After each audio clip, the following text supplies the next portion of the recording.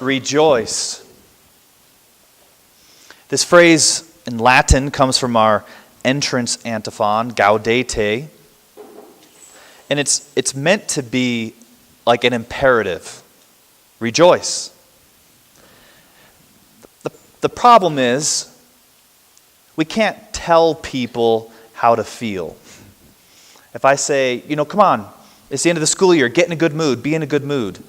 You're like, well, I just have some things called finals, Father. You can't tell people how to feel. However, this Sunday is given to us to remind us, to highlight why we have reason to rejoice.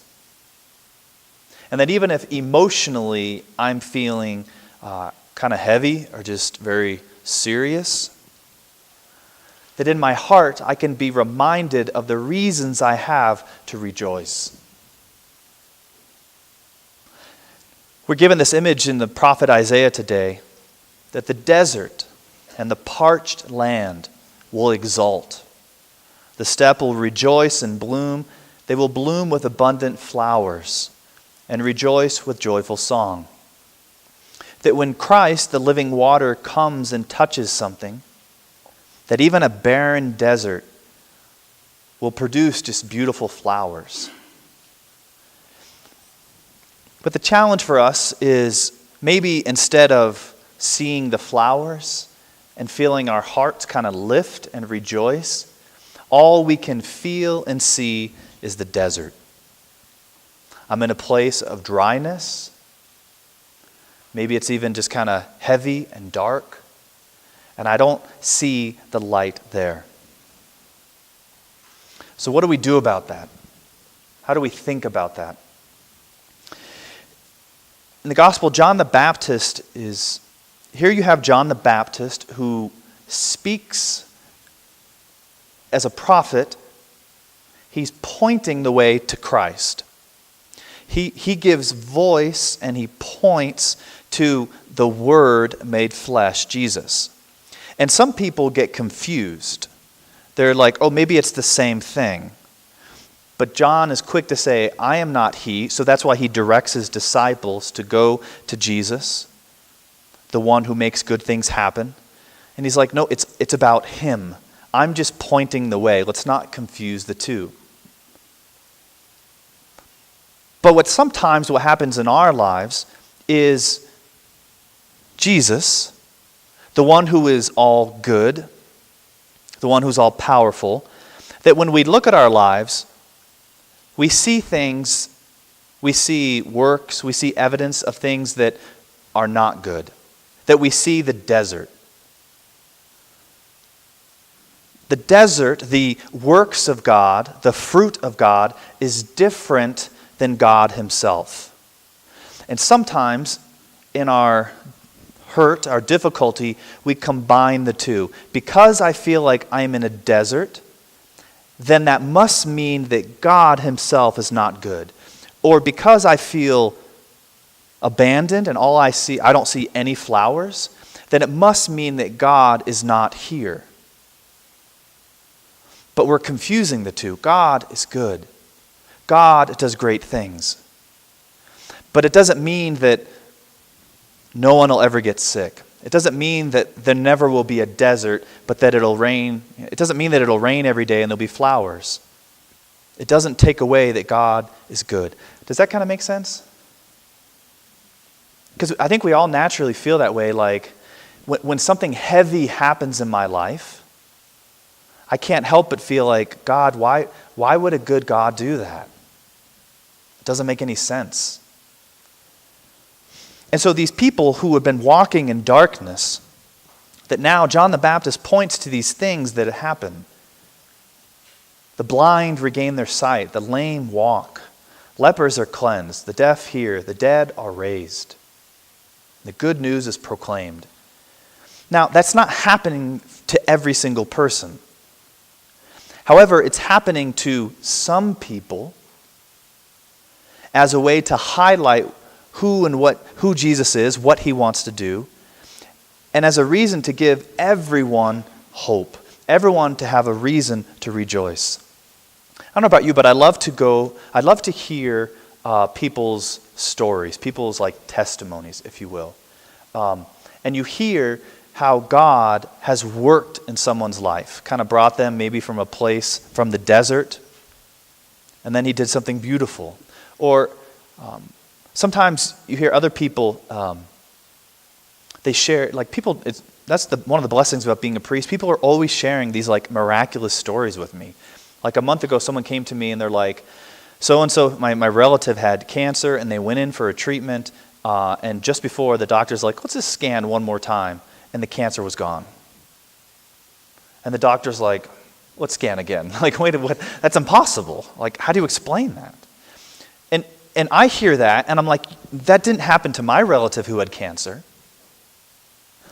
But it still gives me reason to acknowledge and say, God is good.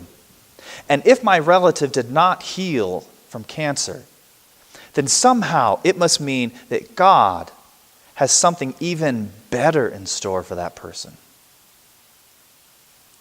I visited this week the person who mails our newsletters for the Newman Center, and I've talked to him on the phone a few times, and I went in and saw him, and he walked in, and he was like 6'4". I'm like, man, you're a lot taller than on the phone. And he started telling me, he said, this last year was the hardest year of my life. He said, I started cancer treatment a year ago. I did chemotherapy and radiation. And he said, it's only been in the last 2 weeks that I actually kind of feel like myself again. I was like, wow, like how did you get through that? And he pointed to a whiteboard that he had in his office. It's like a classroom whiteboard. And he had like these different things written on it. And one of the things was the acronym of FEAR, F-E-A-R. And next to it, he had the words written, face everything and rise. He said, I had a lot of reasons to be afraid in the last year and in my life.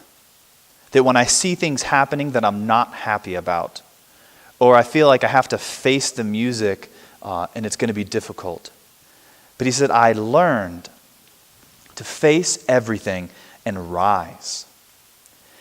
I was like, that's awesome. He said, I go to a cancer, every week I'm in this cancer group or whatever, and they want me to like go around and talk to other groups. And I'm like, wow, that's awesome. And he said, but you know what I'm going to tell them, right? And I was like, what? He said, the one thing I want people to know, the one thing that gives me hope is Jesus Christ.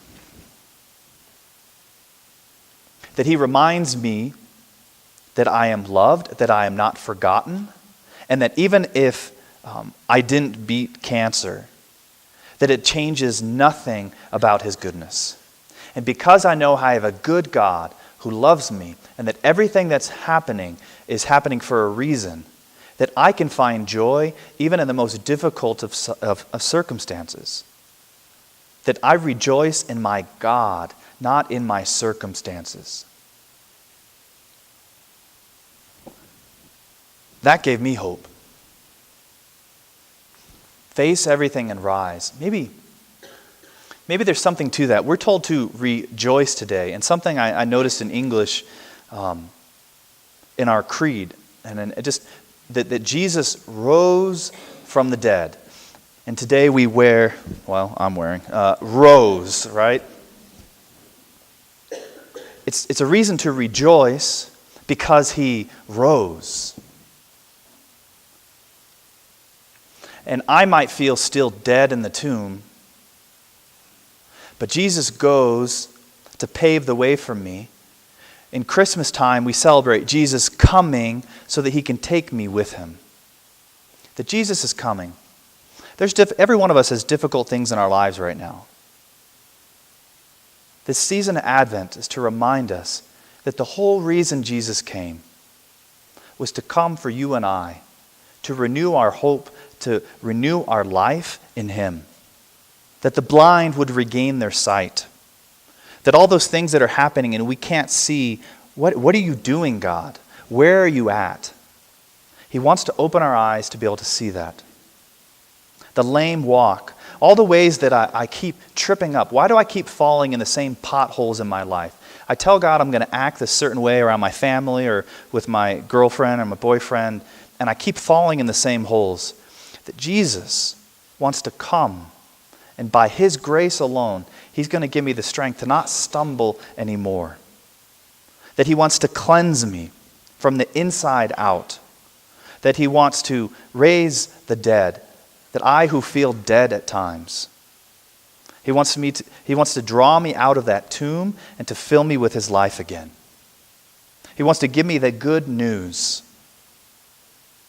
Sometimes I feel so poor, like even all the things I have, it doesn't matter. That these things aren't making me happy. And Jesus is like, I know. Let me preach the good news to you so that you might rejoice. And so maybe the most important reading, it's not the most important, but we're reminded by the second reading by the Apostle James today. He just says, be patient. See how the farmer waits for the precious fruit of the earth? And it seems like no growth is happening. You too must be patient. And so knowing that our God comes to us, is coming, is doing good things, and even when I see only desert, to know that God must want to do something even better. That gives me a reason in